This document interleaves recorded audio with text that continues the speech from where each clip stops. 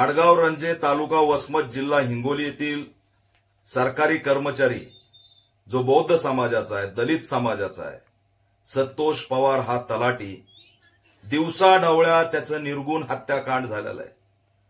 हे हत्याकांड एवढं भयंकररित्या केलेलं आहे, डोळ्यात मिरची पुडी टाकून सशस्त्र धारदार शस्त्रांनी त्याचं हत्याकांड करण्यात आलेलं आहे। एवढी चीड कशासाठी? दलित कर्मचाऱ्याचं महाराष्ट्रात वेगवेगळे आंदोलन सुरू असताना हत्याकांड होतं, याच्या पाठीमागे नेमकी भूमिका काय, या सगळ्या प्रकरणाची सखोल चौकशी झाली पाहिजे।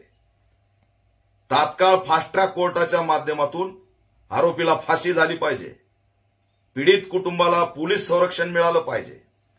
दुर्दैव या महाराष्ट्रामध्ये की एवढं भयंकर सरकारी कर्मचाऱ्याचा जो दलित आहे त्याचा हत्याकांड झालंय आणि कोणत्याच मीडियात बातमी नाही, कोणत्याच मंत्र्याचं ट्विट नाही, कोणताच नेता याच्यावरती बोलत नाही। म्हणजे या महाराष्ट्रामध्ये आम्ही किती एकटे पडलोत हे याचं उत्तम उदाहरण आहे। कुणी कुणाची गाडी धुतली, कुठं काय पडलं, कुठं काय झालं, सगळ्याच्या ब्रेकिंग न्यूज आहे। पण दलित समाजाचा तलाठी निर्घुणपणे त्याचा हत्याकांड झालंय, साधी छोटी बातमी नाहीये। एवढं आम्हाला अनुलेखाने मारलं जातं या राज्यात। गृहमंत्री दखल घेत नाही, मुख्यमंत्री दखल घेत नाही, याच्यावर कुणी ट्विट करत नाही, कुणी भाष्य करत नाही, कसलीही पोलीस अधीक्षक त्यातला असणारा पुढे येऊन काय आम्ही कारवाई केली हे सांगत नाही, मीडियामध्ये याच्याबद्दल कसली चर्चा नाही। हे जाणीवपूर्वक हत्याकांड दाबण्याचं षडयंत्र आहे।